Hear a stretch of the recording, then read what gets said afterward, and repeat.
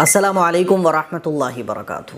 آج میں آپ لوگوں کو ایک ایسا عمل بتانے جا رہا ہوں جو تمام پیغمبروں کا عمل رہا ہے، اور آخری پیغمبر محمد صلی اللہ علیہ وسلم تو اس عمل کو خوب کثرت سے فرماتے تھے۔ یہ عمل ایسا ہے کہ آپ کے پاس اگر کوئی نعمت ہے تو اللہ تعالیٰ اس نعمت کو بڑھا دے گا، مالدار بننا چاہتے ہو تو اللہ تعالیٰ مالداری دے دے گا، عزت میں بڑھوتری چاہتے ہو اللہ تعالیٰ باعزت بنا دے گا، اللہ کی رضا حاصل کرنا چاہتے ہو اللہ کی رضا بھی مل جائے گی، جنت میں سب سے پہلے داخل کیے جاؤ گے۔ اور تو اور جس چیز کی گھر میں کمی ہو، آپ کو لگے یہ کمی آ رہی ہے، یار اس چیز کی کمی ہے، تو اس چیز کی کمی پر وہ عمل کرنا شروع کر دو، انشاءاللہ ثم انشاءاللہ اس چیز میں بڑھوتری ہونا شروع ہو جائے گی۔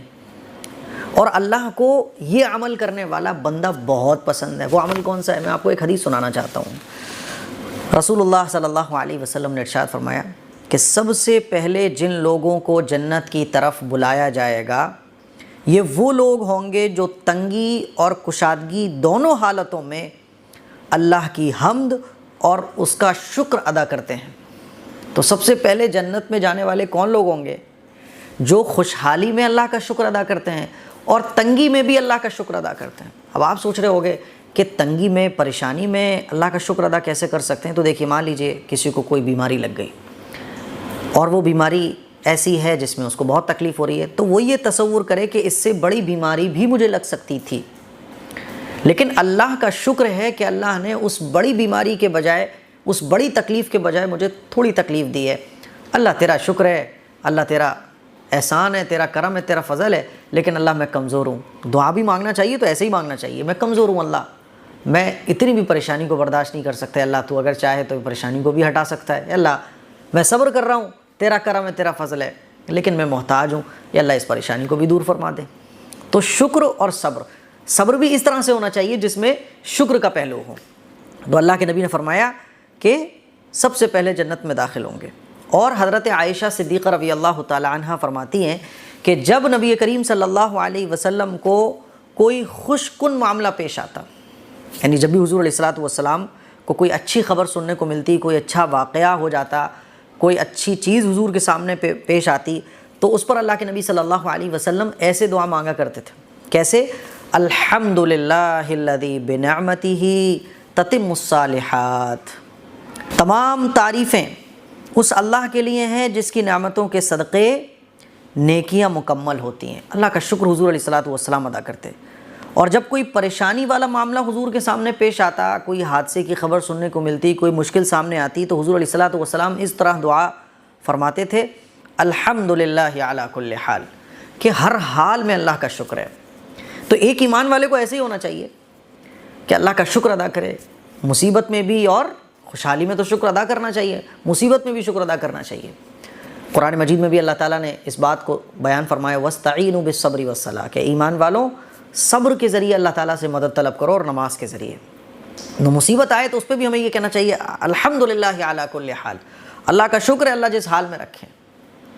اور آپ علیہ الصلوۃ والسلام کے بارے میں آتا ہے کہ حضور علیہ الصلوۃ والسلام راتوں کی عبادت ایسی زبردست فرماتے تھے کہ صحابہ کرام فرماتے ہیں حتی یتورمت قدمہ، کہ آپ کے مبارک پاؤں میں ورم آ جایا کرتا تھا۔ یہ عام عبادات کا حال تھا، یعنی عام دنوں کا، رمضان کے علاوہ۔ تو بعض دفعہ حضرت عائشہ صدیقہ رضی اللہ تعالی عنہ اور دیگر حضور علیہ الصلوۃ والسلام کے ازواج مطہرات ہیں، وہ فرمایا کرتی تھیں، یا رسول اللہ آپ تو بخشائے ہیں، تو آپ اتنے لمبے لمبے قیام، اتنی لمبی لمبی نمازیں آپ کیوں پڑھتے ہیں؟ تو آپ علیہ الصلوۃ والسلام ارشاد فرماتے کہ کیا میں اللہ کا شکر گزار بندہ نہ بنوں؟ ٹھیک ہے، اللہ نے مجھے بخش دیا ہے، میری مغفرت کا اعلان کر دیا ہے، میں بخشایا ہوں، تو اس کا مطلب یہ تھوڑی ہے کہ میں ہاتھ پہ ہاتھ رکھ کے بیٹھ جاؤں، آرام سے سوتا رہوں۔ کیا میں اللہ کا شکر گزار بندہ نہ بنوں؟ تو آپ اندازہ کر سکتے ہیں کہ آپ علیہ الصلوۃ والسلام کا حال یہ ہے کہ پیغمبروں کے سردار، بخشائے، اللہ کو سب سے زیادہ محبت جن سے، ان کی شکر گزاری کا حال یہ ہے کہ وہ کہہ رہے ہیں کہ راتوں میں جب نماز پڑھتے پڑھتے لمبے لمبے سجدے، لمبے لمبے قیام، تو پاؤں میں ورم آ رہا ہے، تو صحابیات اور ازواج مطہرات کہہ رہی ہیں یا رسول اللہ آپ تو بخشائیں، کیوں اتنی تکلیف اٹھاتے ہیں؟ تو حضور فرما رہے ہیں کیا میں اپنے اللہ کا شکر گزار بندہ نہ بنوں؟ اور حضور علیہ الصلوۃ والسلام مغفرت کی دعا بھی کرتے ہیں اپنے لیے۔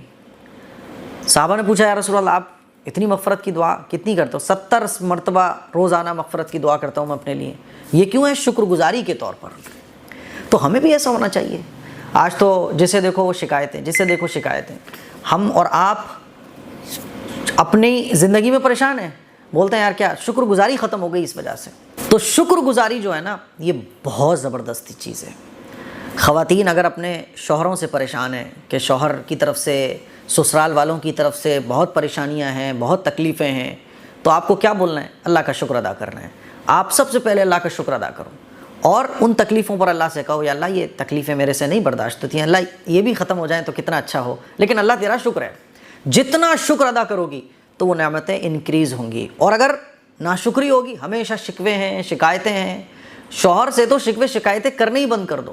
اللہ کا شکر ادا کرو، شوہر کے سامنے اللہ کا شکر ادا کرو، سسرال والوں کے سامنے اللہ کا شکر ادا کرو، اور اللہ سے بھی اللہ کے شکر ادا کرو نماز کے اندر. اللہ تیرا شکر ہے، تو نے بہت اچھا دیا، اگر اس سے بھی زیادہ گئے گزرا کچھ مل جاتا تو کیا ہوتا، لیکن اللہ میں کمزور ہوں، یہ تکلیفیں اور ختم ہو جائیں اللہ تو تیرے خزانے میں کوئی کمی نہیں آئے گی، میرے جیسی کمزور بندی کے کام بن جائیں گے. آپ یقین مانو اللہ تعالیٰ ان پرابلم کو دور کر دے گا. شکر گزاری، آپ دنیا جہان میں اللہ کی شکر گزاری کے ڈنکے بجا دو. اللہ تیرا شکر ہے، اللہ نے بہت اچھی زندگی دی ہے. شکوے شکایتیں اللہ سے اور دنیا والوں کے سامنے شکر ہی شکر اللہ کا. پھر دیکھو آپ، غربت ہے، کام نہیں چلتے ہیں، پرابلم ہے، تکلیفیں ہیں، مصیبتیں ہیں، کہو الحمدللہ علی کل حال. بھائی اللہ کا شکر ہے، اللہ جس حال میں رکھے. تو شکر گزاری پہلے، اس کے بعد صبر. اللہ سے کہو یا اللہ تکلیف تو بہت ہے لیکن میں صبر کرتا ہوں اللہ، کیونکہ سب تیرا فضل اور تیرا کرم ہے، تو جس حال میں رکھے. یہ دنیا تو امتحان کی جگہ ہے، اس دنیا سے جانا ہے، پھر جنت میں سب سے پہلے داخل تو کرے گا، لیکن اللہ اس دنیا میں یہ تکلیفیں برداشت نہیں ہوتی. ہم تجھ سے نہ کہیں تو کس سے کہیں؟ اس طرح سے اللہ سے کہو. لیکن دنیا والوں کے سامنے شکر گزاری شکر گزاری شکر گزاری، کیونکہ اللہ کو وہ بندہ بہت پسند ہے جو مجمع میں، اپنے دوستوں کے بیچ میں، اپنے فیملی ممبرز کے بیچ میں اللہ کی تعریف بیان کرتا ہے اور کہتا ہے الحمدللہ علی کل حال. بھائی اللہ کا شکر ہے، اللہ نے بہت اچھی زندگی دے کے رکھی ہوئی ہے. بھائی کیا کہوں اللہ کی نعمتوں کا. بھائی صبح بھی کھانا پیٹ بھر کے اللہ کھلا رہا ہے، شام کو بھی کھلا رہا ہے، بہت موج کی گزر رہی ہے، کوئی پرابلم کی بات نہیں ہے. پرابلم ہے لیکن پھر بھی آپ اللہ کا شکر ادا کر رہے ہو، یہی تو اللہ کو پسند ہے. یہ وہ عمل ہے جو پیغمبروں نے کیا ہے اور آخری پیغمبر محمد صلی اللہ علیہ وسلم نے بھی کیا ہے. اسی لیے میں آپ کو یہی بولنا چاہتا ہوں کہ شکر گزاری کی عادت بنائیے. بیوی خراب ہے، شوہر کو چاہیے شکر گزاری اللہ کا کرے. کہے کہ یا اللہ اس سے بھی خراب بیوی مل جاتی تو کیا ہوتا. شکوے شکایتیں آپ کی زبان پر نہیں آنا چاہیے، خاص طور پر دنیا والوں کے سامنے. ہاں اللہ کے سامنے کر لو آپ کہ اللہ میں کمزور ہوں، لیکن دنیا والوں کے سامنے یہ فیل کراؤ، ظاہر کراؤ اللہ کا شکر ہے. کوئی کہے بھی کہ بہت تکلیف میں، ارے بھائی کیوں، بہت بڑھیا ہے، اللہ کا شکر ہے. جتنا شکر ادا کرو گے، جس چیز پر اللہ کا شکر ادا کرو گے، وہ کمی ختم ہوتی چلی جائے گی، وہ چیز انکریز ہوتی چلی جائے گی. اللہ کے نبی صلی اللہ علیہ وسلم نے ارشاد فرمایا کہ جسے 4 چیزیں مل گئیں اسے دنیا اور آخرت کی بھلائی مل گئی.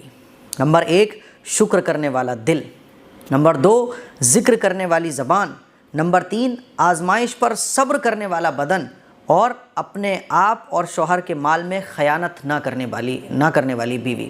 تو یہ 4 چیزیں مل گئیں تو بھائی سوچو ذرا، دنیا اور آخرت کی بھلائیاں مل گئیں، یعنی اللہ تعالیٰ اس کو دنیا میں بھی دے گا، آخرت میں بھی دے گا. تو شکر گزاری کی عادت بنائیے. یہ نبی علیہ الصلاۃ والسلام کا محبوب ترین عمل رہا ہے. سمجھ رہے ہو بات کو؟ تو آج سے نو شکایت، نو شکوے، نو مصیبتوں کا اظہار کسی اور کے سامنے. شکر شکر شکر شکر. جیب میں 1 روپیہ نہ ہو لیکن سامنے والے سے کہو اللہ کا شکر ہے بھائی. ہاں اللہ کے سامنے جب بیٹھو تو کہو اللہ یا میں صبر کرتا ہوں، تو جس حال میں رکھ، تیرا شکر ہے، تیرا فضل ہے، تیرا کرم ہے، لیکن اللہ میں کمزور ہوں. ایسے اپنی کمزوری کا اظہار کرنا چاہیے. تو یہ چند باتیں تھیں جو میں نے آپ لوگوں کو حدیث کی روشنی میں سمجھانے کی کوشش کی ہے. اللہ تعالیٰ مجھے بھی اور آپ سب کو عمل کی توفیق عطا فرمائے. السلام علیکم ورحمۃ اللہ وبرکاتہ. اعوذ باللہ من الشیطان الرجیم، بسم اللہ الرحمن الرحیم. قل هو اللہ احد اللہ الصمد لم یلد ولم یولد